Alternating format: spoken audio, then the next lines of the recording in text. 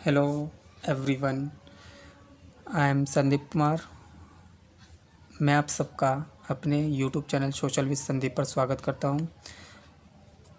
मैं गाइस आप सभी के लिए सीटेट जो कमिंग सीटेट 2023 का है उसके लिए वीडियो लेकर आ रहा हूं। जो 60 नंबर का होता है पेपर का सेक्शन, जो कि आपका सोशल स्टडीज़ 60 मार्क मायने रखते हैं, 60 नंबर।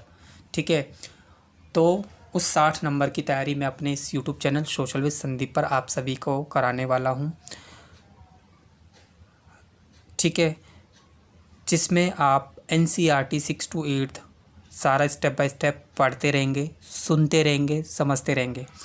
स्पेशली ये क्लास उन सभी के लिए हेल्पफुल होने वाली है जो सीटेट तो देने वाले हैं लेकिन तैयारी करने का मौका नहीं मिल पा रहा है, क्योंकि वो काम भी कर रहे हैं। फाइनेंशियल सपोर्ट इतना नहीं होता है, इससे हमारी तैयारी पर असर हमेशा ही पड़ता है, जो कहीं ना कहीं हमारे पेपर में दिखती है रिज़ल्ट के टाइम पे।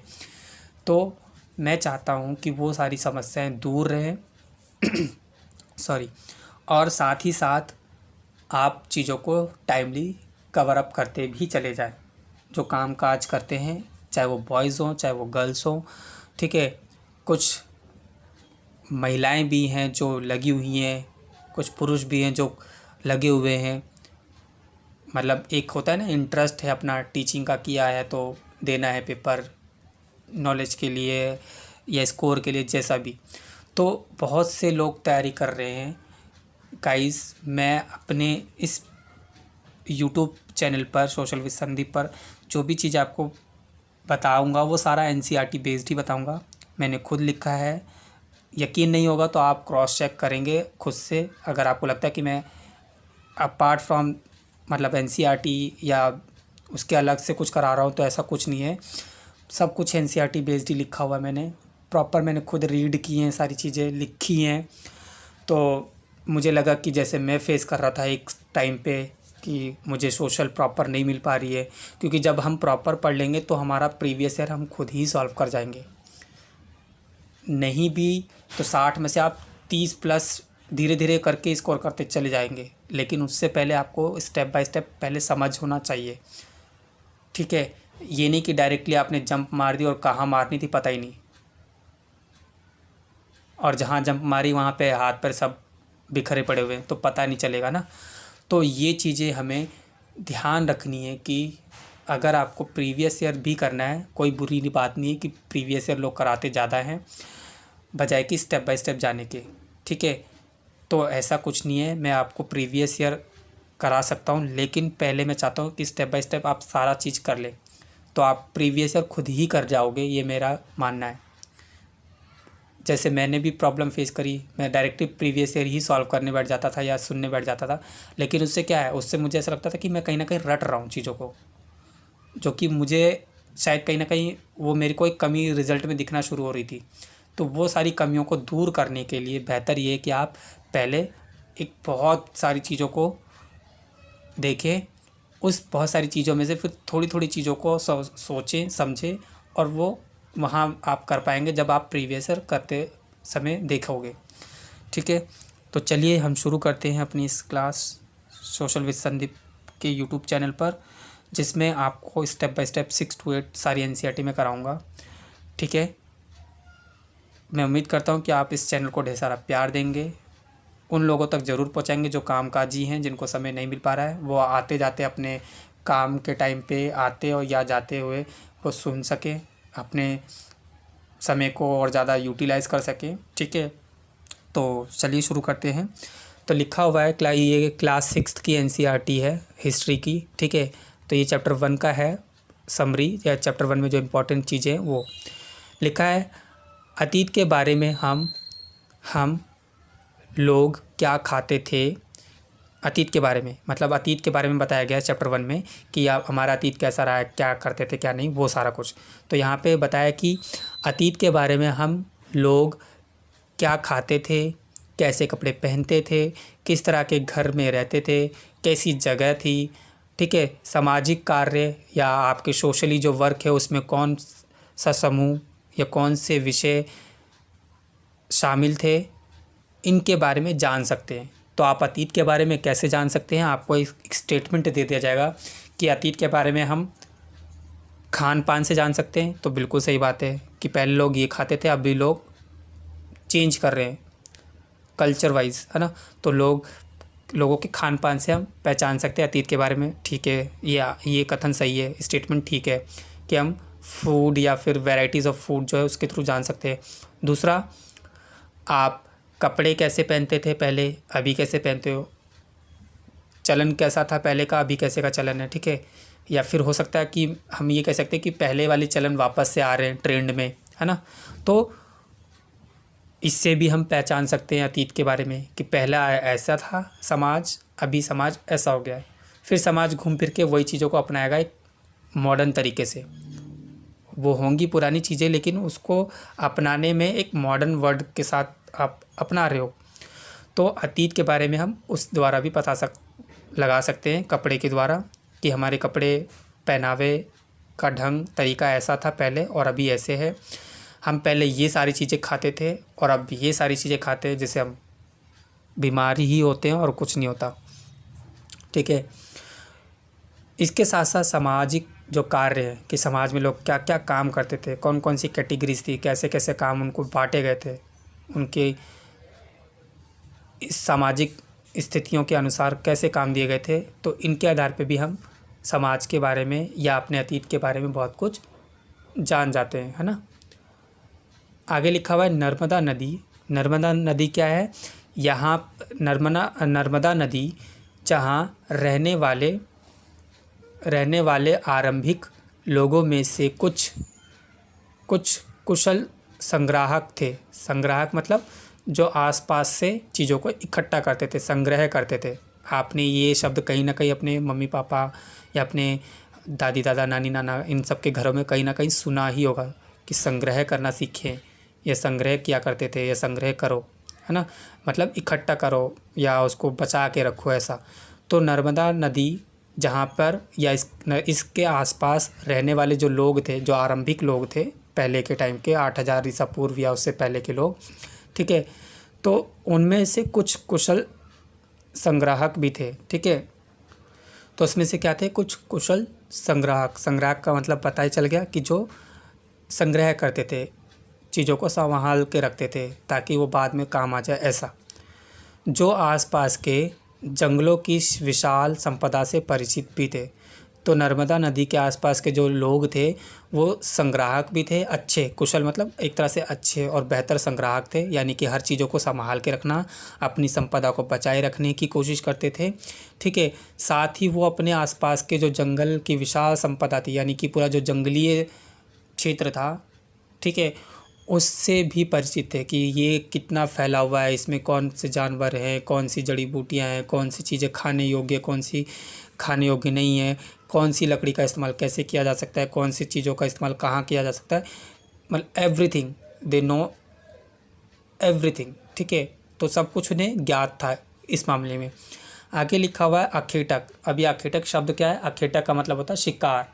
ठीक है, अखेटक यानी कि एक शिकारी, ठीक है, जो शिकार करते थे उनको अखेटक कहा गया है। यहाँ लिखा है सुलेमान एवं किरथर। सुलेमान एवं किरथर पहाड़ियाँ अभी कहाँ पर है? सुलेमान और किरथर पहाड़ियाँ जो उत्तर पश्चिम, यानी कि आपके इधर ये जो पाकिस्तान वाला एरिया है ना, पाकिस्तान, यहाँ उत्तर यानी कि जम्मू कश्मीर से ऐसे आओगे, पश्चिम यानी कि जो ये गुजरात राजस्थान इस साइड वाला जो एरिया है, तो यहाँ पर इस साइड में जो पाकिस्तान वाला एरिया है वहाँ पे सुलेमान एवं किरथर पहाड़ियाँ हैं। ठीक है, जो उत्तर और पश्चिम में हैं।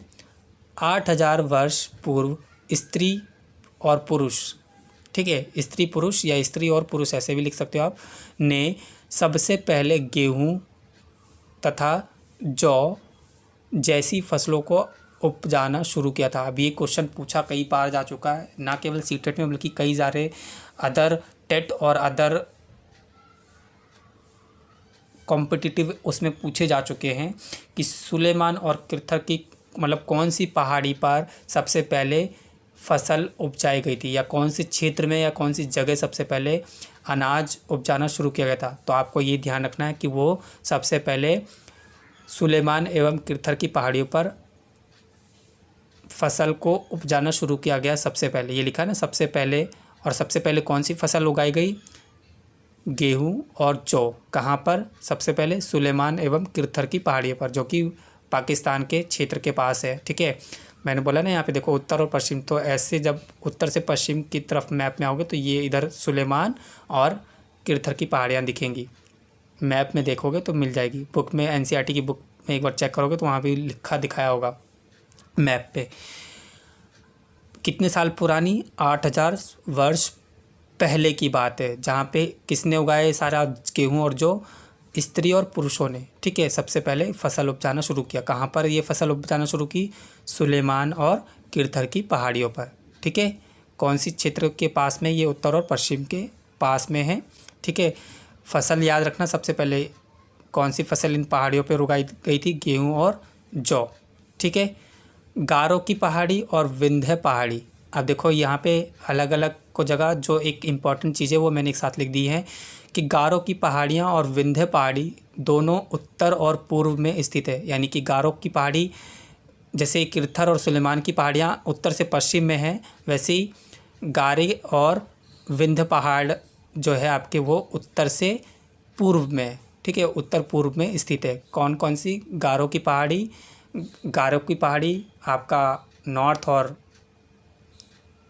ईस्ट में है, और वहीं पे विंध्य पहाड़ी भी आपका नॉर्थ और ईस्ट में है। ठीक है, उत्तर पूर्व दिशा में। यानी कि जैसे आप जम्मू कश्मीर से वापस जाएँ तो फिर इधर असम, मेघालय, ये सारा जो होते हुए आप, ठीक है, तो इस जगह पे आप मिज़ोरम, ये सारा जो है जो भी चीज़ है तो आप इस क्षेत्र में पाओगे गारो की पहाड़ी और विंध्य पहाड़ी। ठीक है, सहायक नदी। अब सहायक नदी क्या होती हैं?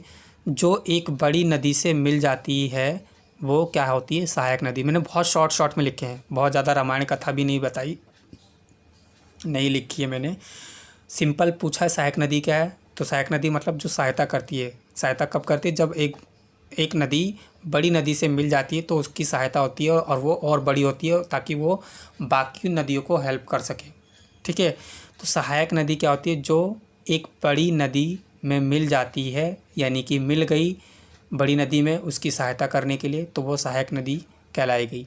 ठीक है, नगर विकास क्या है? नगर विकास क्या है? गंगा व इसकी सहायक नदियों के किनारे तथा समुद्र या समुद्र तटवर्ती, तटवर्ती मतलब जो समुद्र के आसपास का जो एरिया होता है तटवर्ती कहते हैं। ठीक है, जैसे एज कहते हैं ना, EDG ऐसे करके जो है। ठीक है, तो समुद्री तटवर्ती इलाकों में लगभग 25,000 वर्ष पहले हुआ था। तो नगर का विकास कहाँ हुआ है? ये क्वेश्चन मिलान में पूछा गया था सीटेट में, तो ध्यान रखना है नगर विकास का शुरुआत कहाँ हुआ? गंगा एवं इसकी सहायक नदियों के किनारे।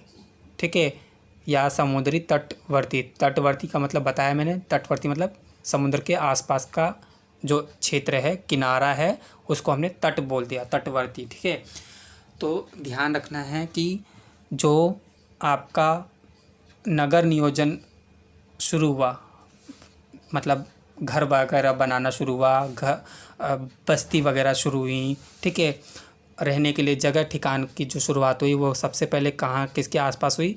गंगा और उसके आसपास की सहायक नदियाँ थी वहाँ पे। लगभग कब? लगभग 25,000 वर्ष पहले हुआ था ये। ठीक है, मगध। अब मगध क्या है? वर्तमान बिहार में। तो मगध कहाँ पर है? ये मगध एक शक्तिशाली,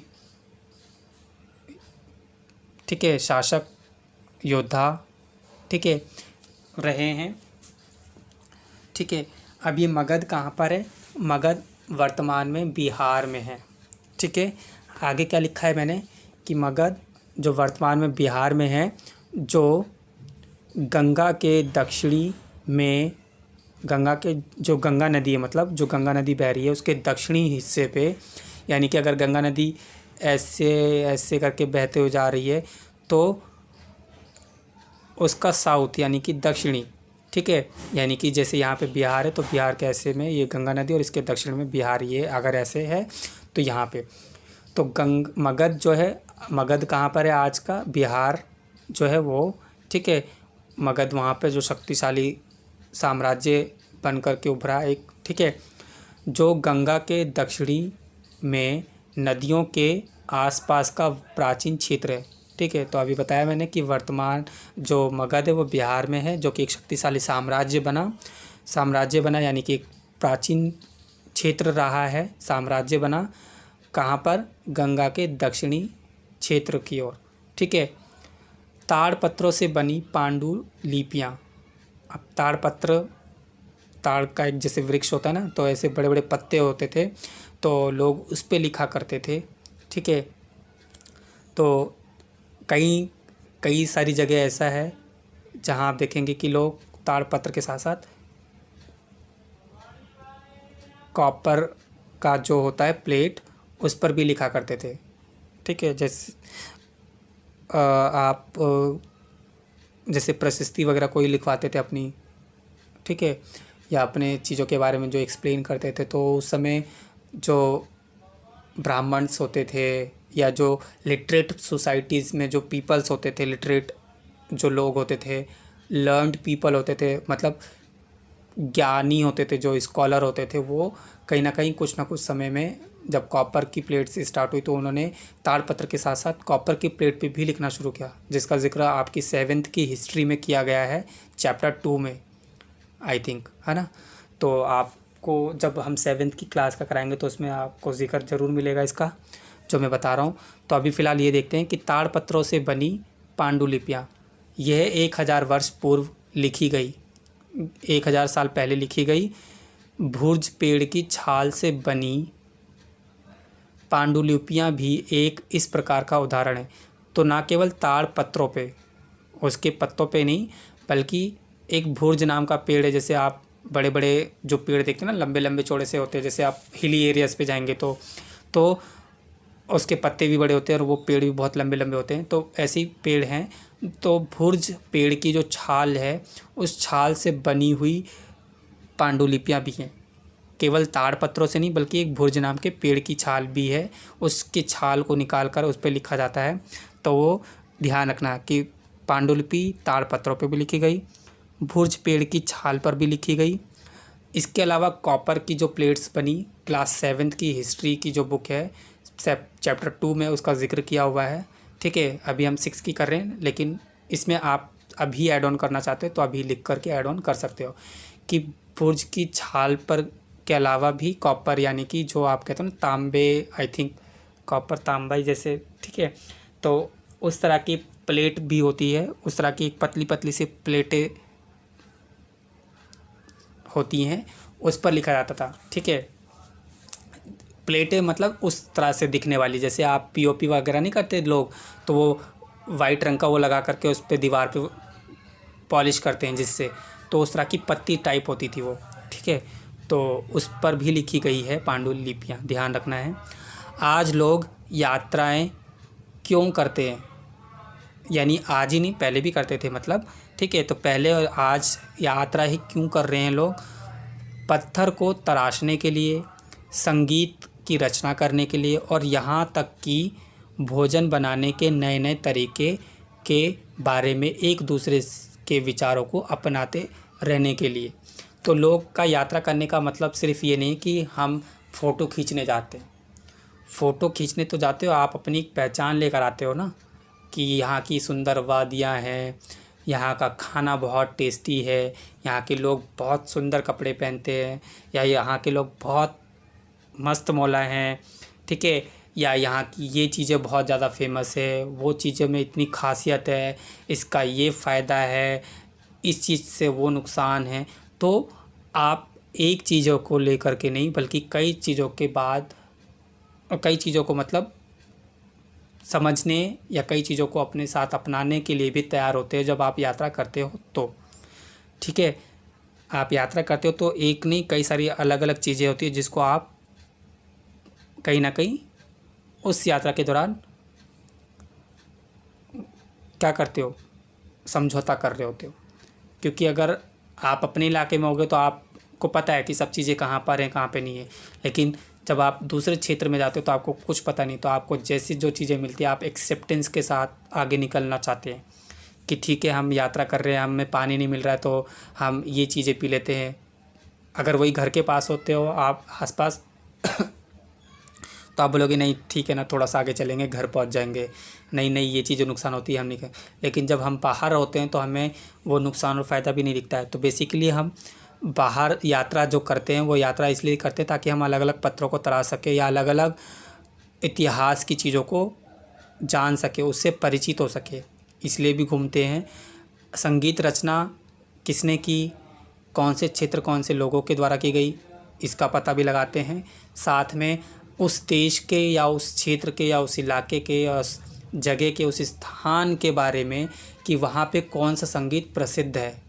सिर्फ ये नहीं कि वहाँ की रचना का पता करने गए हो, आप जब किसी इलाके में जाते हो तो वहाँ पे आसपास के इलाके के गाने भी बजते हैं। जब आप ट्रैवल करते हो वहाँ के लोकल बसेस में या ट्रेन्स में या फिर रिक्शे या टांगा बोल लो या जो भी इस तरह के रथ वगैरह, तो जब आप इस तरह की लोकल चीज़ों पे जब सफ़र करते हो दूसरी जगह पे, वहाँ से आपको वहाँ के गाने के बारे में भी पता चलता है। आपको समझ नहीं आया अलग बात है, लेकिन उसका जो साउंड है, उसमें जो ट्यूनिंग है, लिरिकल्स है उसके, है ना, तो वो सारी चीज़ें आपको इतनी मदहोश कर देती हैं, मतलब इतना वो कर देती हैं आपको कि आप झूम उठते हो। यानी कि आपको कहीं ना कहीं वो गाना समझ नहीं आया लेकिन पसंद ज़रूर आ गया, क्योंकि इसमें इस तरह से गायकों ने या जो लिरिकल्स मतलब जो हैं लिखने वाले, बोलने वाले, उसको बनाने समझाने वाले, म्यूज़िक के साथ उसको बैठाने वाले, वो सारे कहीं ना कहीं उन्होंने बहुत अच्छे तरीके से समझा हुआ बनाया। तो रटना नहीं है यहाँ पे, बता रहा हूँ वही कि यहाँ पे किताब में ये लिखा है संगीत रचना, लेकिन संगीत रचना के साथ साथ आप बता सकते हो कि उनके किसने लिखी, सिर्फ रचना करने वाले को नहीं जानने गए आप, उसका अर्थ पता चलता है, उस शब्दों के साथ आपकी समझ बढ़ जाती है। तो ये सारी चीज़ें आप समझने के लिए ही यात्रा करते हैं। ठीक है, हम कहते हैं हम घूमने जा रहे हैं, तो घूमने इसीलिए नहीं जा रहे कि सिर्फ फ़ोटो खिंचा कर आ जाओगे कि भैया हाँ पहुंच गए, चलो फ़ोटो खिंचाए, चलो अब घर चलते हैं। आप घूमते हो ना, सब कुछ समझते हो, खाते हो, सबका टेस्ट आता है, आप वो बनाने की कोशिश करते हो या उनसे पूछते हो कि कैसे बनाया है। फ़ोटो खिंचाते वक्त भी आसपास की चीज़ों पर ध्यान देते हो आप कि कितनी अच्छी वादियाँ हैं, सब कुछ है ना। तो यहाँ पे अलग अलग चीज़ों को हम जानने पहचानने के लिए यात्रा करते हैं। ठीक है, आगे देखते हैं। पांडुलिपियाँ। अब मैं कई सारी चीज़ों का बहुत अच्छे से एक्सप्लेन करते चला जाऊँगा ताकि आपको बार बार इधर उधर ढूंढना ना पड़े चीज़ों को। तो पांडुलिपियाँ क्या हैं? ताड़पत्रों तथा भुर्ज पेड़ की छाल से बनी पांडुलिपियाँ हैं। कॉपर के प्लेट्स बता दिए मैंने, वो पत्ती टाइप जैसे पीओपी वगैरह के लिए जो यूज़ करते हैं, वो पॉलिश करते हैं दीवारों पे, मतलब पीओपी लगाते हैं, तो वो पत्ती भी ध्यान रखना कॉपर की यानी तांबे की होती है। कौन सी क्लास की बुक में पाया जाएगा ये बता दिया है। आप ध्यान, अगर आपको लगता है कि ये डाउटफुल आपके लिए है तो आप इसको चेक कर सकते हो, बुक में दिखा हुआ है, चित्र के साथ बनाया हुआ है। तो ताड़पत्र भुर्ज के पेड़ की जो छाले निकालते थे उस पर, और कॉपर की प्लेट्स पे। भुर्ज पेड़ जो कि हिमालय क्षेत्र पे, मैंने कहा था ना भुर्ज पेड़ कहाँ पे, जो बड़ी हिली एरियाज़ हैं सारे वहाँ पे मिलेंगे, लंबे लंबे होते हैं। तो ये हिमालय के क्षेत्र में उगते हैं। कहाँ पर होते हैं ध्यान रखना, भुर्ज पेड़ हिमालय के क्षेत्र पे उगते हैं। इसकी छाल से विशेष तरीके से तैयार भोजपत्र पर लिखी जाती है। तो इसकी छाल से जिस पे पांडुलिपियाँ लिखी जाती है वो एक तरह का भोजपत्र भी होता है। जैसे पहले गांव में होता था ना, पत्तर बोलते हो, पतली बोलते हैं कोई कि पतली दे दो, खाना खाना है, पत्तल दे दो, पत्तर दे दो, मतलब शब्द अलग अलग हो सकते हैं आसपास के क्षेत्र के अनुसार, है ना। तो भुर्ज के जो छाल है वो भोजपत्र के साथ साथ पांडुलिपि लिखने के लिए भी काम आई, यानी कि इसका काम केवल एक काम के लिए नहीं थी, ये भोजपत्र यानी कि दूसरे काम के लिए भी इस्तेमाल की जा सकती थी।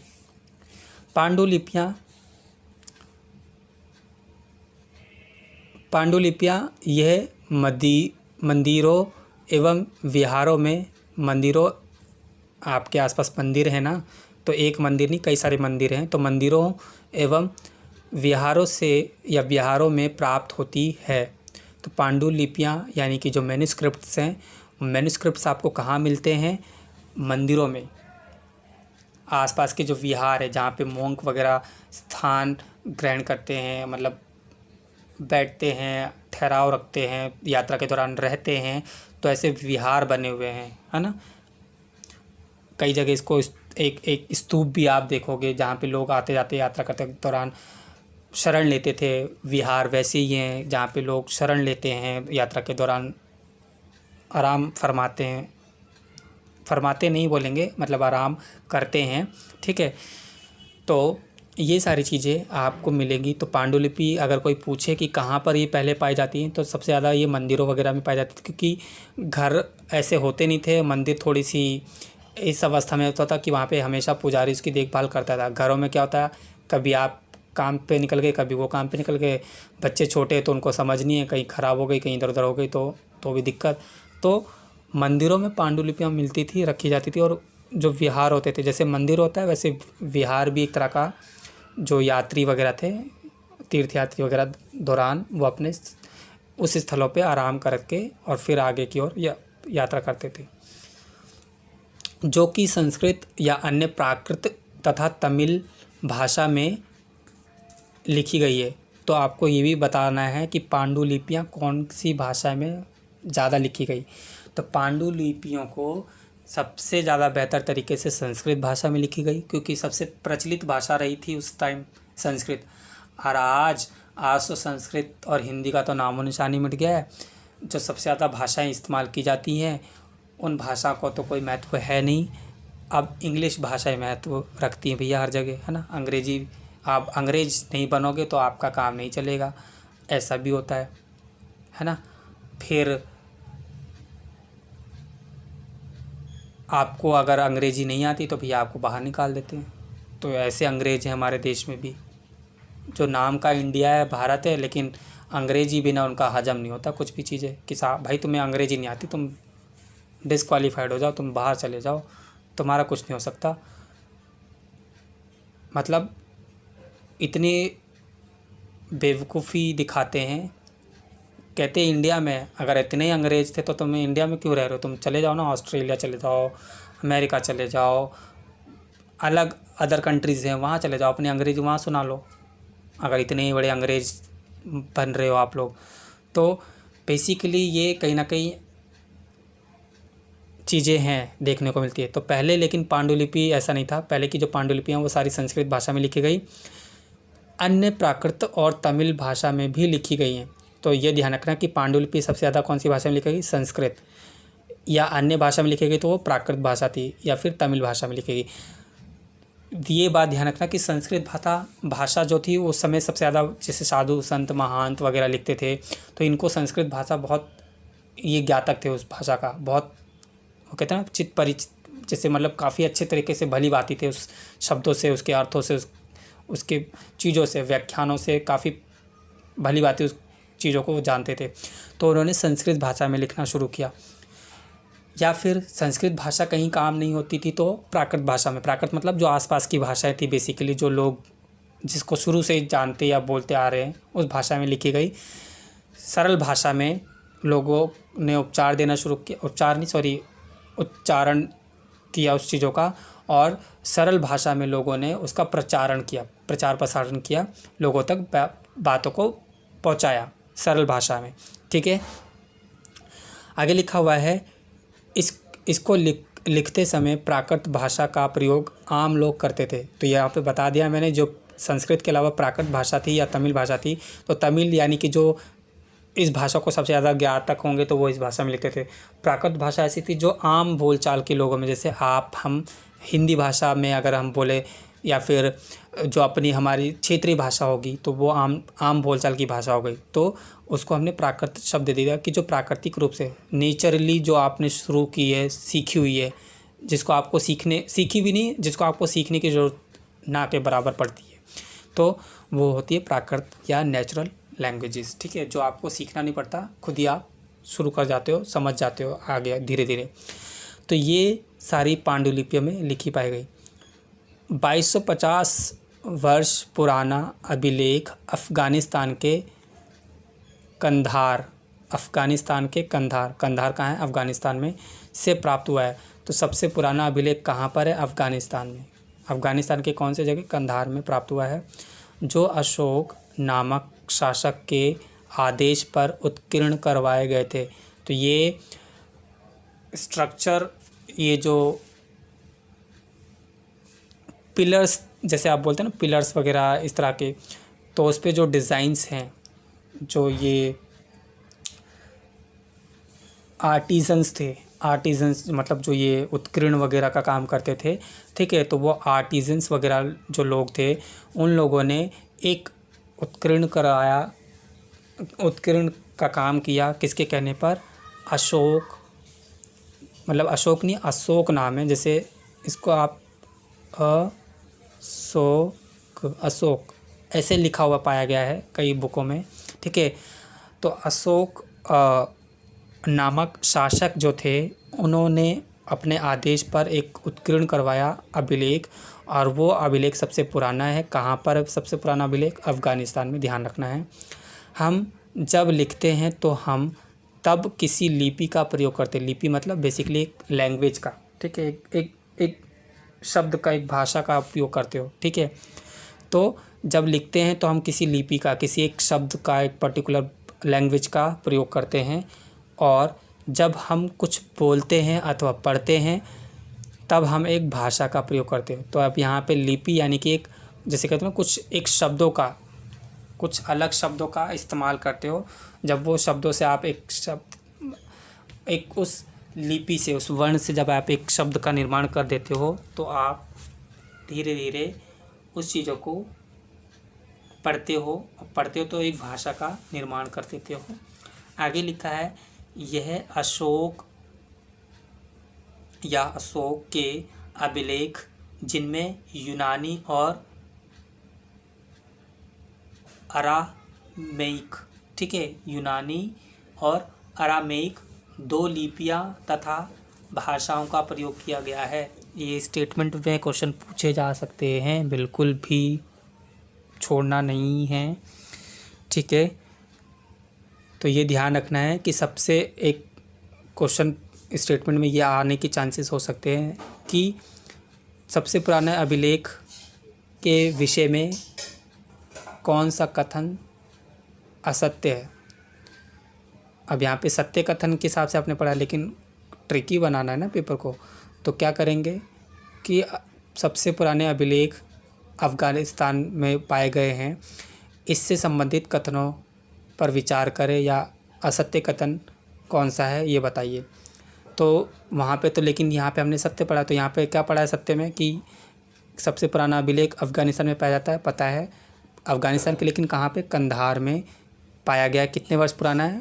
2250 वर्ष। तो ये ऐसा लिखा हुआ कि सबसे पुराना अभिलेख अफ़गानिस्तान में पाए गए हैं के कथनों पर विचार करें।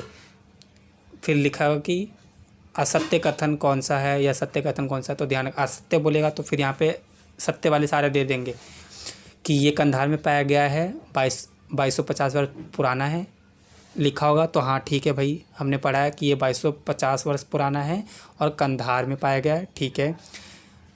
दूसरा स्टेटमेंट देगा, यह है पुराना अभिलेख अशोक या अशोक, कुछ भी लिखा हो सकता है, जो अशोक नामक शासक के द्वारा बनाया गया था, उनके आदेश के आधार पे उत्कीर्ण करवाया गया था।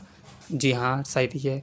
या फिर ऐसे दे देगा कि इसका निर्माण अशोक की जगह या अशोक की जगह बोल देगा कि मोहम्मद बिन तुगलक ने करवाया था, अगर ऐसा बोल देगा तो एक नाम चेंज कर सकते हैं यहाँ पे। तो ये नाम में ध्यान रखना है कि नाम चेंज करने के चांसेस हो सकते हैं यहाँ पे, ठीक है। हम जब लिखते हैं या तो हम किसी लिपि का, किसी एक शब्द, एक पर्टिकुलर एक लैंग्वेज को ही उपयोग में लाते हैं। जब हम बोलना शुरू करते हैं या उसको पढ़ते तो हम एक भाषा का उपयोग करते हैं, जो कन्वीनियंटली हम किसी चीज़ को कन्वे करने के लिए इस्तेमाल करते हैं बेसिकली, ठीक है। फिर उसके बाद ये ऑप्शन दिया होगा लिपि से संबंधित है, अभिलेख से संबंधित है, तो ठीक है ये दिया हो सकता है, नहीं तो ये वाला ज़रूर देगा, ये तीसरा वाला जो ऑप्शन है कि यह लिपि या ये अभिलेख जिसमें यूनानी तथा अरामेइक दो लिपियाँ पाई गई हैं, ठीक है, तथा भाषा का प्रयोग किया गया है, बिल्कुल सत्य कथन है, तो ये सत्य है। लेकिन यहाँ पे चेंज क्या कर सकते हैं कि ये अशोक्य अभिलेख जिसमें यूनानी तथा फ़ारसी 2 लिपियाँ पाई गई है, तो भैया यूनानी तो ठीक है लेकिन फ़ारसी नहीं, अरामेइक पाई गई है। तो ये अरामेइक की जगह फ़ारसी जो शब्द है ये गलत हो गया, तो इससे ये स्टेटमेंट गलत हो सकता है अगर पेपर में ये यहाँ पे शब्द या यहाँ पे कोई अलग भाषा या लिपि का इस्तेमाल कर दिया गया लिखते वक्त तो। ठीक है। इतिहासकार, अब इतिहासकार कौन होते हैं? हिस्टोरियंस, जो अतीत का अध्ययन करते हैं। ठीक है, जो पास्ट का स्टडीज़ करते हैं वो इतिहासकार या हिस्टोरियंस है। अतीत यानी कि आपका जो पास्ट है वो क्या है? इस शब्द का प्रयोग बहुवचन के रूप में किया गया है, ये सिंगुलर नहीं यानी कि प्लूरल वर्ड है। अतीत, पास्ट आपका प्लूरल है। क्यों है? क्योंकि अतीत में लोगों के अलग अलग मायने व समूह रहे हैं। उन अलग अलग चीज़ों के कारण ही अतीत को हमने एक बोल दिया कि ये बहुवचन है, क्योंकि वहाँ पे एक नहीं अनेक विचार, अनेक लोग, अनेक काम, अनेक नाम, अनेक पहचान, इस तरह की चीज़ें पाई गई हैं बीते कल में। तो उसके कारण अतीत वर्ड को यानी कि पास्ट को इन्होंने प्लूरल बोल दिया है, बहुवचन बोल दिया है। वर्ष की गणना ईसाई धर्म प्रवर्तक यानी कि ईसा मसीह के जन्म की तिथि से की जाती है। ये भी बात क्वेश्चन में पूछी जा चुकी है कि वर्ष यानी कि 1 साल 2 साल ऐसे जैसे बोलते हैं, तो इसकी गणना किसके आधार पर की गई है? ईसाई धर्म प्रवर्तक यानी कि ईसा मसीह के जन्म के तिथि के आधार पे या अनुसार की गई है। किंतु अंग्रेजी में अंग्रेजी में बीसी यानी कि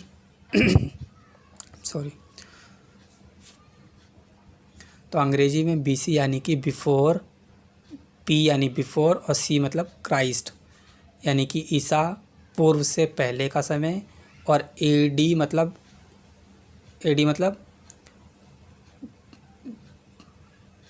एनो डोमिन करके है। ठीक है, यहाँ पे शायद आई थिंक गलत हो रखा है ये शब्द, डेनो डोमिन लिख दिया मैंने। तो डी से डोमिनी है और ए से एडो या एनो करके होगा। ठीक है, एनो डोमिनी है जो कि क्या है? ईसा जन्म के वर्ष से। तो एडी मतलब जो आफ्टर जो ईसा बर्थ है उनके बाद से ही शुरू हो गया या उनके साथ ही शुरू हो गया, और बीसी मतलब जो बिफोर क्राइस्ट है उस समय। ठीक है। रोसेट्टा कस्बा, अब रोसेट्टा कस्बा क्या है ये क्वेश्चन पूछा गया है आई थिंक। ठीक है, रोसेट्टा कस्बा क्या होता है? रोसेट्टा कस्बा क्या है? मिस्र के उत्तरी तट पर बसा कस्बा है। तो रोसेट्टा क्या है? रोसेट्टा एक बस्ती, एक कस्बा है। कहाँ पर है? मिस्र के उत्तरी तट पर पाया गया है। तो गाइज़ आज चैप्टर 1 आपका ये कंप्लीट हो गया क्लास 6 की हिस्ट्री का। तो ये पार्ट 2 स्टार्ट हो रहा है जिसको हम कल शुरू करेंगे। आई होप कि आप ये सब लाइक सब्सक्राइब शेयर करेंगे और ज़्यादा से ज़्यादा अपने पेपर को बेहतर बनाएंगे इस बार। तो हम मिलेंगे अपने इस नए चैप्टर के साथ अगली वीडियो में। तब तक के लिए बाय बाय, टेक केयर।